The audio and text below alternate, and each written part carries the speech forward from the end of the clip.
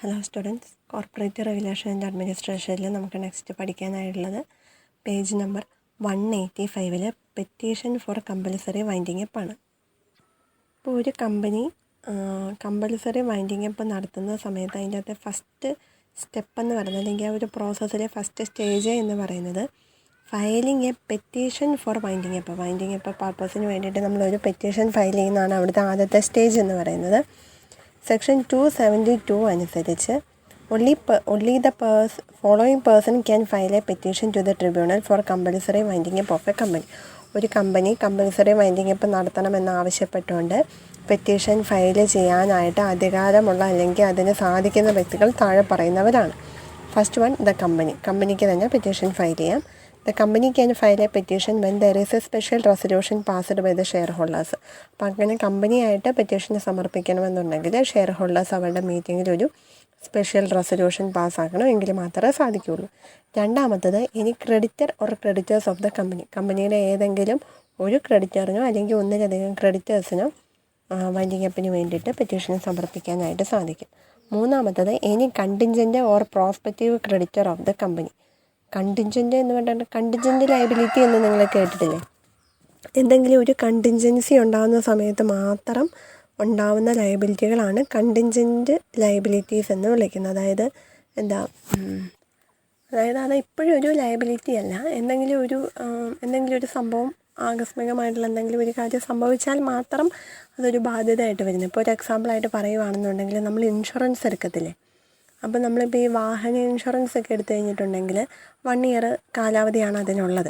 അപ്പം നമുക്ക് ആ ഒരു 1 ഇയറിനുള്ളിൽ എന്തെങ്കിലും ആക്സിഡൻറ്റ് ഉണ്ടാവുകയാണെന്നുണ്ടെങ്കിൽ അവർ അതിന് നമുക്ക് ക്ലെയിം തരണം. ഇൻഷുറൻസ് കമ്പനി അതിന് ക്ലെയിം തരണം. ഉണ്ടായില്ല എന്നുണ്ടെങ്കിൽ നമുക്ക് അതിൻ്റെ ക്ലെയിം തരേണ്ട ആവശ്യമില്ലല്ലോ. അപ്പോൾ അത് ബാധ്യത ഉണ്ടോ ഇല്ലയോ എന്നുള്ളത് ആകസ്മികമാണ്. സംഭവിച്ചെങ്കിൽ മാത്രമേ അതൊരു ബാധ്യതയാവുന്നുള്ളൂ.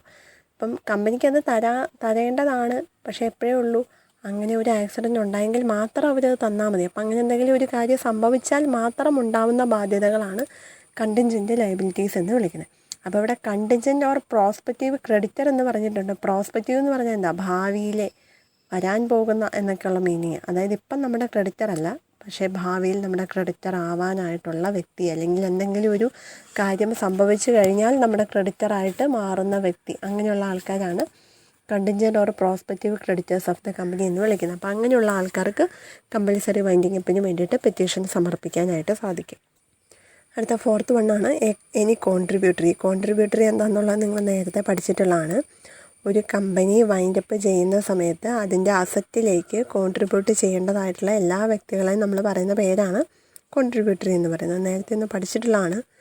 Contributory means a person who is liable to contribute towards the asset of the company in the event of its being wound up. Winding അപ്പിൻ്റെ സമയത്ത് അതിൻ്റെ അസറ്റിലേക്ക് കോൺട്രിബ്യൂട്ട് ചെയ്യുന്ന വ്യക്തികളാണ് കോൺട്രിബ്യൂട്ടറി എന്ന് വിളിക്കുന്നത്. However, a person who is holding fully paid-up shares in a company shall also be termed as a contributory, even though obviously he has no liability to contribute. അപ്പം fully paid ഷെയറുകൾ കൈവശം വെച്ചിരിക്കുന്ന വ്യക്തികൾ, നമ്മൾ പറഞ്ഞിട്ടില്ലേ ഈ liability limited by shares നമ്മൾ പഠിച്ചിട്ടുണ്ടല്ലോ. അപ്പം എന്ന് പറഞ്ഞാൽ എന്താണ്? ഷെയറിൻ്റെ അൺപെയ്ഡ് വാല്യൂ എത്രയാണോ, അതായത് പേ ചെയ്യാതെ എത്ര കിടപ്പുണ്ടോ അത്ര മാത്രമേ അയാൾക്ക് ലയബിലിറ്റി ഉണ്ടാവൂ എന്നല്ലേ നമ്മൾ ആദ്യം തൊട്ട് പഠിച്ചേക്കുന്നത്. അപ്പോൾ ഈ ഫുള്ളി പെയ്ഡ് ഷെയർ എന്ന് പറഞ്ഞിട്ടുണ്ടെങ്കിൽ ഫുൾ എമൗണ്ട് പേ ചെയ്ത് തീർത്തതാണ്. അപ്പോൾ അയാൾക്ക് അവിടെ അൺപെയ്ഡ് വാല്യൂസ് ഒന്നും കിടക്കുന്നില്ലാത്തതുകൊണ്ട് അയാൾക്ക് അവിടെ ശരിക്കും പറഞ്ഞാൽ ലയബിലിറ്റി ഒന്നുമില്ല, കോൺട്രിബ്യൂട്ട് ചെയ്യേണ്ട ആവശ്യമില്ല. എങ്കിലും അയാളെയും നമ്മൾ കോൺട്രിബ്യൂട്ടറി എന്ന് തന്നെയാണ് വിളിക്കുന്നത് കേട്ടോ. അടുത്തത് 5th വണ്ണാണ് അഫോർസെഡ് പാർട്ടീസ് ടുഗദർ.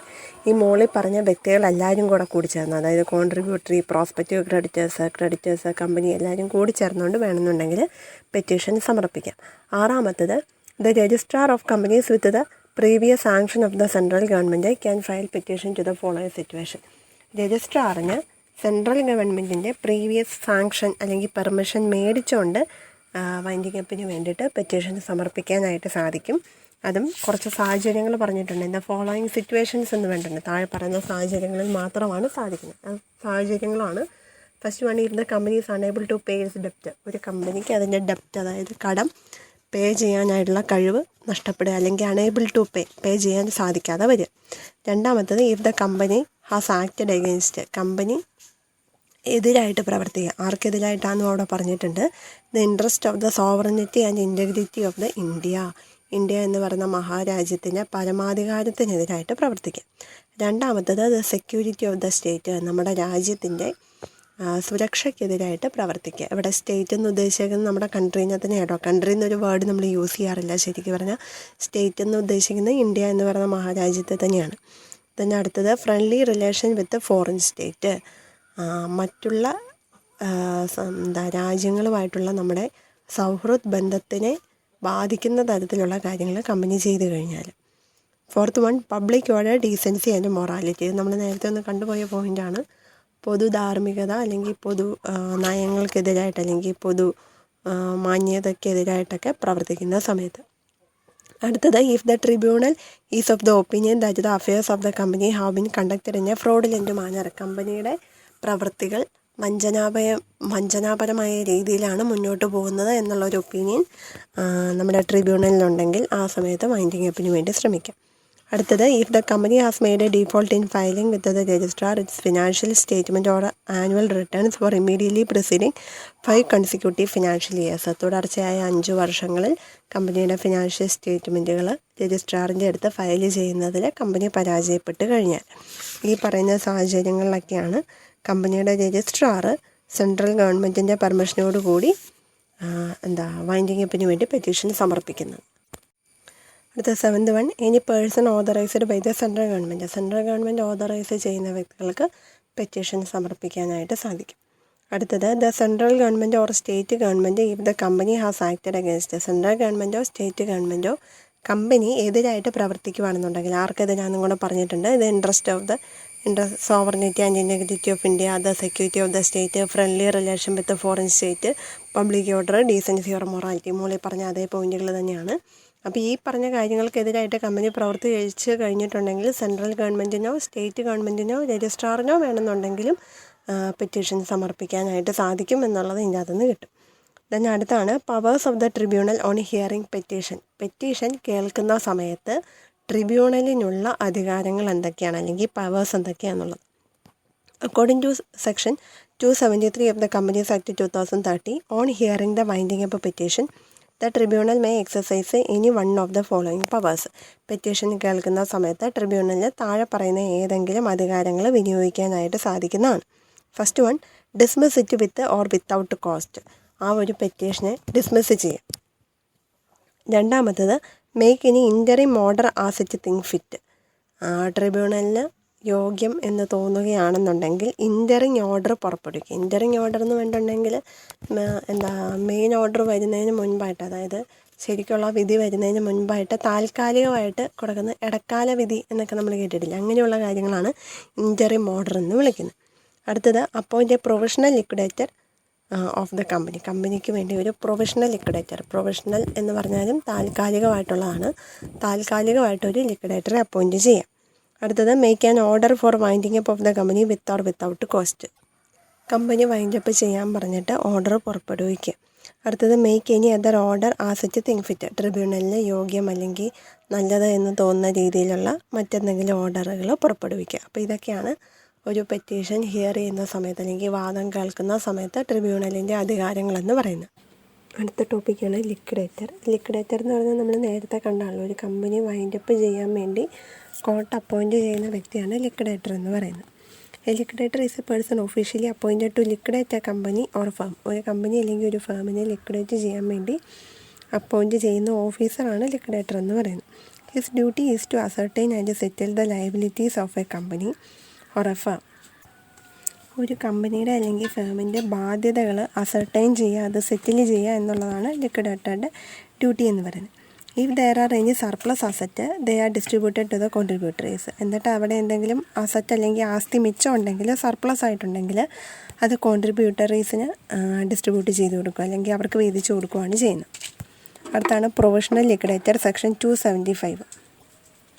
വൈൻഡിങ് അപ്പിന് വേണ്ടിയിട്ടുള്ള പെറ്റീഷൻ സമർപ്പിച്ച് കഴിഞ്ഞാൽ വൈൻഡിങ് അപ്പ് ഓർഡർ വരാൻ വേണ്ടിയിട്ട് താമസം ഉണ്ടാകും. അപ്പോൾ ആ ഒരു സമയത്തിനിടയ്ക്ക് വെച്ച് താൽക്കാലികമായിട്ട് അപ്പോയിൻറ്റ് ചെയ്യുന്ന ലിക്വിഡേറ്ററാണ് പ്രൊവിഷണൽ ലിക്വിഡേറ്റർ എന്ന് പറയുന്നത്. The provisional liquidator is appointed from a panel of liquidators maintained by the central government. അപ്പോൾ സെൻട്രൽ ഗവൺമെൻറ്റിൻ്റെ കീഴിൽ കുറേ ലിക്വിഡേറ്റേഴ്സ് ഉണ്ടാവും. അവരുടെ ലിക്വിഡേറ്റേഴ്സിൻ്റെ ഒരു പാനൽ തന്നെ ഉണ്ടാവും. അതിനകത്തു നിന്നാണ് ഈ പ്രൊവിഷണൽ ലിക്വിഡേറ്ററിനെ അപ്പോയിൻറ്റ് ചെയ്യുന്നത്. വേറെ provisional liquidator is appointed the tribunal may limit and restrict his powers. അപ്പോൾ അങ്ങനെ പ്രൊവിഷണൽ ലിക്വിഡേറ്റേഴ്സിനെ അപ്പോയിൻറ്റ് ചെയ്യുന്ന സമയത്ത് ട്രിബ്യൂണൽ അവരുടെ അധികാരങ്ങളെ ലിമിറ്റ് ചെയ്യാറുണ്ട്, അല്ലെങ്കിൽ പരിമിതമായിട്ടുള്ള അധികാരങ്ങൾ മാത്രമേ അവർക്ക് പ്രൊവൈഡ് ചെയ്യാറുള്ളൂ. On a winding up order being made the official liquidator shall cease to be provisional liquidator and shall become liquidator of the company. അപ്പോൾ ആ വൈൻഡിങ് അപ്പ് ഓർഡർ വരുന്നത് വരെയാണ് അയാൾ പ്രൊവിഷണൽ ലിക്വിഡേറ്റർ എന്ന് പറയുന്നത്. വൈൻഡിങ് അപ്പ് ഓർഡർ വന്നു കഴിഞ്ഞിട്ടുണ്ടെങ്കിൽ പിന്നീട് അയാൾ ഒഫീഷ്യൽ ലിക്വിഡേറ്ററും പ്രൊവിഷണൽ ലിക്വിഡേറ്റർ എന്നുള്ള ആ ഒരു പദവി നിന്ന് പോവുകയാണ് ചെയ്യുന്നത്. The purpose of appointing the provisional liquidator is to protect and preserve the asset of the company during the process of winding up. അപ്പോൾ ഈ ഒരു വൈൻഡിങ് അപ്പ് പ്രോസസ്സ് നടക്കുന്ന സമയത്ത് കമ്പനിയുടെ അസറ്റും ബാക്കിയുള്ള കാര്യങ്ങളെല്ലാം നന്നായിട്ട് മെയിൻറ്റെയിൻ ചെയ്ത് കൊണ്ടുപോകുക, അല്ലെങ്കിൽ അതിനെ പ്രൊട്ടക്റ്റ് ചെയ്യുക, പ്രിസർവ് ചെയ്യുക എന്നുള്ള ഉദ്ദേശത്തോടു കൂടിയാണ് പ്രൊവിഷണൽ ലിക്വിഡേറ്റേഴ്സിനെ അപ്പോയിൻറ്റ് ചെയ്യുന്നത്. ഒറിജിനൽ ലിക്വിഡേറ്റർ അപ്പോയിൻറ്റ് ചെയ്യുന്ന സമയത്ത് അയാൾക്ക് ആ ഒരു പൊസിഷൻ നഷ്ടപ്പെടുന്നതാണ്. അയാളെ പിന്നീട് ഒഫീഷ്യൽ ലിക്വിഡേറ്ററാക്കി മാറ്റുകയാണ് ചെയ്യുന്നത്. വൈൻഡിങ് അപ്പ് ഓർഡർ വരുന്നത് വരെ മാത്രമാണ് പ്രൊവിഷണൽ ലിക്വിഡേറ്ററിൻ്റെ കാലാവധി എന്ന് പറയുന്നത്. അടുത്ത പോർഷനാണ് appointment of official liquidator, section 275. ഇപ്പം ട്രിബ്യൂണൽ പെറ്റീഷൻ കിട്ടി, പെറ്റീഷനെല്ലാം പരിശോധിച്ച് അതിന് മേലുള്ള വാദമെല്ലാം കേട്ട് കഴിഞ്ഞിട്ടുണ്ടെങ്കിൽ ട്രിബ്യൂണലിന് ബോധ്യപ്പെടുവാണ് ഒരു കമ്പനി വൈൻഡപ്പ് ചെയ്യാനായിട്ടുള്ള സഫിഷ്യൻറ്റ് റീസൺസ് ഉണ്ട്, അല്ലെങ്കിൽ ആവശ്യമായിട്ടുള്ള കാരണങ്ങളുണ്ട് എന്ന് ബോധ്യപ്പെട്ട് കഴിഞ്ഞിട്ടുണ്ടെങ്കിൽ ട്രിബ്യൂണൽ ഒരു വൈൻഡിങ് അപ്പ് ഓർഡർ പാസ് ചെയ്യും. The tribunal will then appoint the official liquidator and fix his powers, duties and remuneration. അതിനുശേഷം ഒഫീഷ്യൽ ലിക്വിഡേറ്ററെ അപ്പോയിൻറ്റ് ചെയ്യാം. അയാളുടെ അധികാരങ്ങൾ എന്തൊക്കെയാണ്, ഡ്യൂട്ടീസ് കർത്തവ്യങ്ങൾ എന്തൊക്കെയാണ്, അയാളുടെ റെമ്യൂണറേഷൻ വേതനം എങ്ങനെയാണ് തുടങ്ങിയ കാര്യങ്ങളൊക്കെ ഫിക്സ് ചെയ്യുകയും ചെയ്യും. An official liquidator is the only person who is competent to act as the liquidator in a winding up by the tribunal. ട്രിബ്യൂണലായിട്ട് നടത്തുന്ന വൈൻഡിങ് അപ്പിൻ്റെ അകത്ത് പ്രവർത്തിക്കാനായിട്ട് സാധിക്കുന്ന ഏക വ്യക്തി എന്ന് പറയുന്നത് ഒഫീഷ്യൽ ലിക്വിഡേറ്ററാണ്, അല്ലെങ്കിൽ ആ ഒരു ലിക്വിഡേഷൻ പർപ്പസ് ചെയ്യാനായിട്ട് കോമ്പറ്റൻ്റ് ആയിട്ടുള്ള ഏക വ്യക്തി എന്ന് പറയുന്നത് ഒഫീഷ്യൽ ലിക്വിഡേറ്ററാണ്. അടുത്ത് പറഞ്ഞിരിക്കുന്നത് സെക്ഷൻ 275 പ്രകാരം ഒഫീഷ്യൽ ലിക്വിഡേറ്റർ എന്ന് പറഞ്ഞാൽ എങ്ങനെയായിരിക്കണം, ആരായിരിക്കണം എന്നുള്ളതാണ് അവിടെ പോയിൻ്റ് ഔട്ട് ചെയ്തിരിക്കുന്നത്. അതിൽ first one, an official liquidator who may be appointed from a panel of professional firms of chartered accountant, advocate, company secretaries, cost and work accountant, or firms having a combination of these profession which the central government shall maintain for the tribunal.